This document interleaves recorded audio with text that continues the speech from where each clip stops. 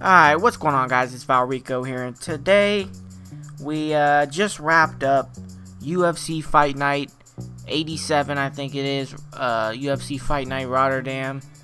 It was a tremendous card. The prelims were good. The main card was good. Everybody was game. Everybody was fighting. There was not a lot of hugging going on. You know what I mean? But let's just get the honorable mentions out of the way first, and then we'll move on to the my picks and what happened throughout the night. First off, there was a light heavyweight fight in the prelims. It was John Tuck versus Josh. I think his name is Amilty, something like that. But what was crazy about this fight was he was dominating the fight.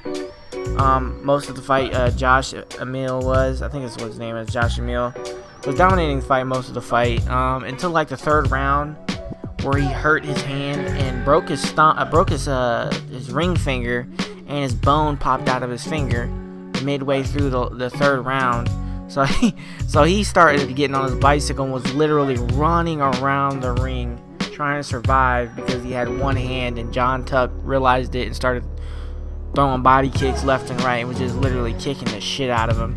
But I just wanted to point out the toughness of Josh Emil surviving that fight, getting a decision win. Got very lucky, because if that had happened in like the second round, he would have got his ass whipped. He's a tremendous. Actually, it was his debut in the UFC too, so nobody even knew who he was. He was the underdog and came in there. He saw, he conquered, and all that good shit. So let's move on to a middleweight fight. Magnus, I think his name is.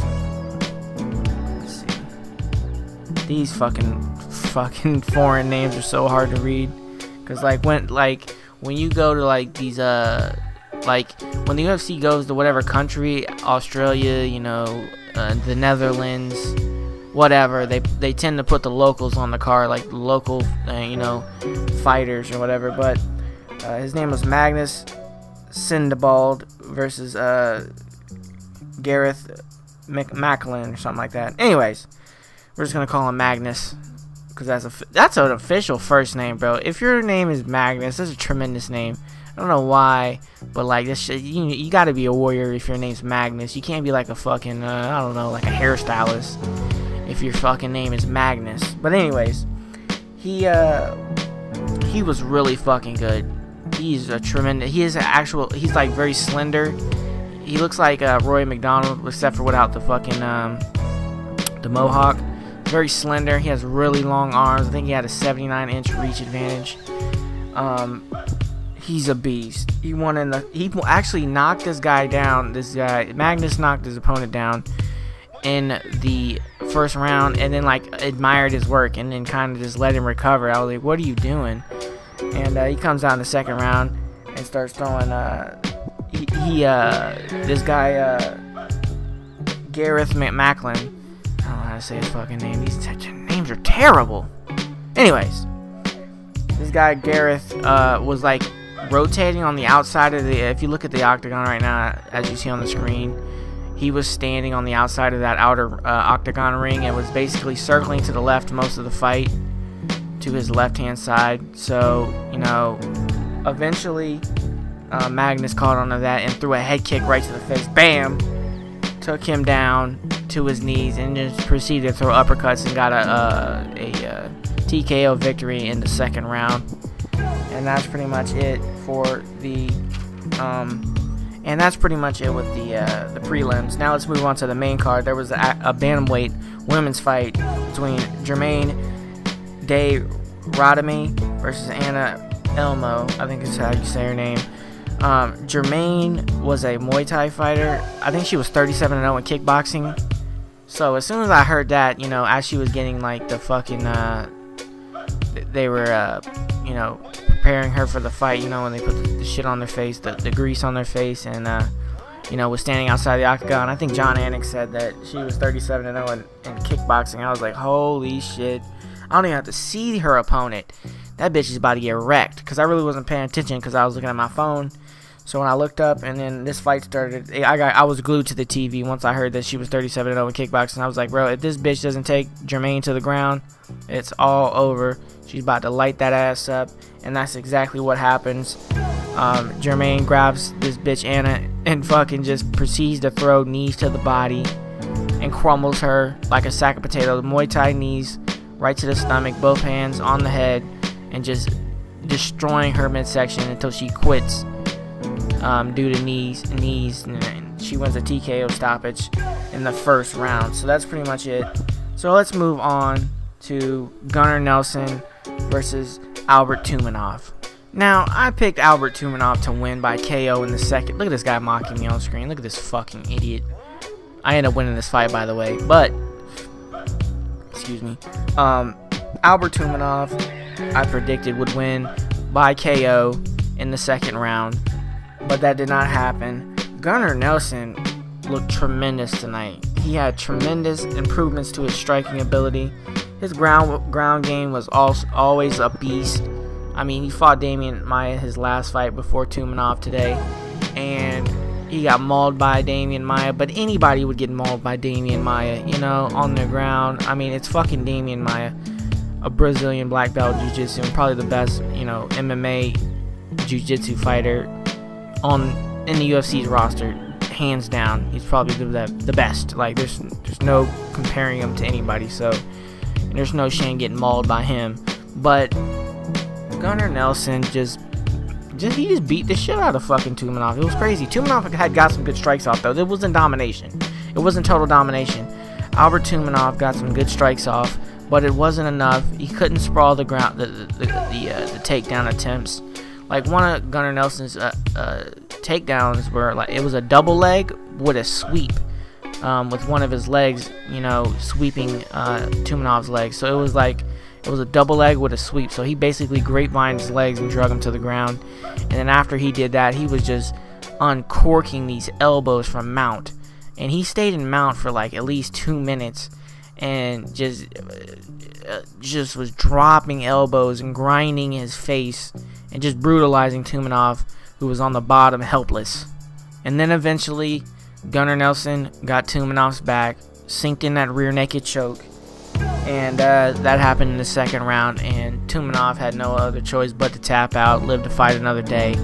Gunnar Nelson with the victory, and it was a really good fight, entertaining fight. Gunnar Nelson has tremendous improvement to his striking ability. That's probably because he's hanging out with Conor McGregor in Iceland training and shit, so that's probably what that was. Because he looked like a little McGregor out there. He was very in and out, very on his toes with his striking. And there's nothing more to say. It was a tremendous improvement, tremendous fight. So we move on to the main event of the evening, and there's nothing to say. There's literally nothing to say. Bigfoot Silva just got destroyed by Stefan Struve. Stefan Struve just walks into the arena, throws a right hand that catches Bigfoot Silva trying to rush in at the fucking start of the bell. And as Bigfoot gets caught with that, you know, he's still trying to push Stefan Struve against the cage. While he was cruising across the octagon, pushing Stefan Struve to the cage, Stefan was uncorked like 3 uppercuts to his face, and then a knee to the body that crumbles Bigfoot Silva to the mat.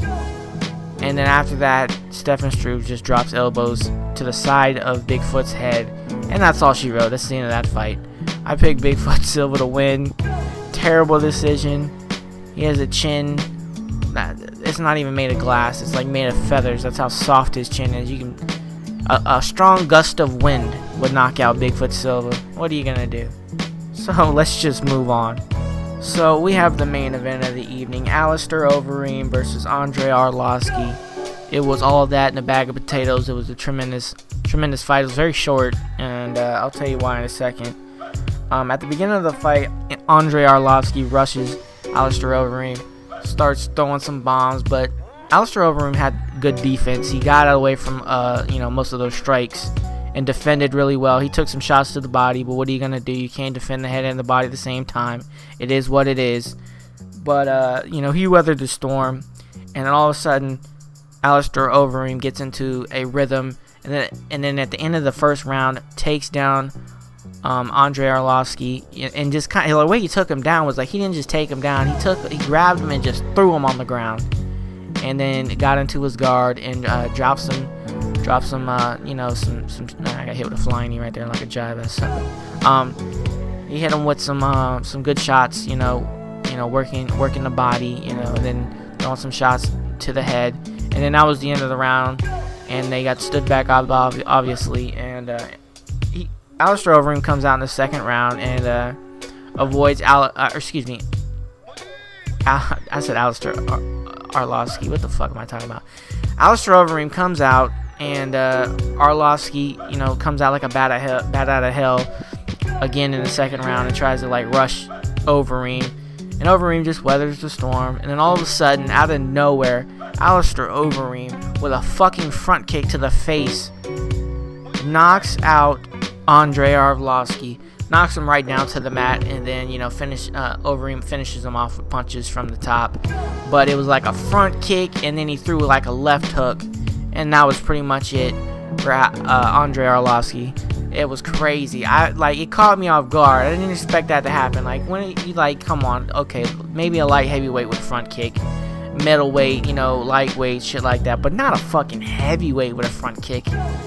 Like he's the Karate Kid, like he's Daniel's son. Just threw a front kick, fucks up his big toe. It got dislocated, and the doctor had to relocate it after the fight. Just front kicks him into oblivion, knocks him the motherfucking out. It was craziness, and all in all, it was a good card. I predicted the co-main event wrong, and the Gunnar Nelson Albert Tumanov fight, I didn't get that right either, but I did get the motherfucking main event of the evening. Alistair Overeem, who's a very dangerous fighter who needs to be respected. They need to put some respect on his name because he's a beast. Alright, he's been like in 10,000 fights. It's ridiculous. So all in all, it was a good card. If I sound tired, that's because I am really fucking tired. I've been up all night, you know, just working and shit like that. And then I stayed up and watched like 5 hours of UFC fighting. But, you know, it is what it is. But nevertheless, before this video ends, I want to talk about what's going to happen next weekend. In 6 motherfucking days, we got ourselves a slobber knocker on our hands. UFC 198. Listen to the card real quick. Listen to the card that's going to be happening on a Saturday night. First, you got UFC Fight Pass. There's a few good fights. There's a featherweight, a welterweight. There's a lightweight bout with Francisco Trinaldo versus Yancey. I can't read his last name. Medeiros, I think that's how you say it. Then you got light heavyweight Patrick Cummings versus Antonio Nogueira. Like it's lit.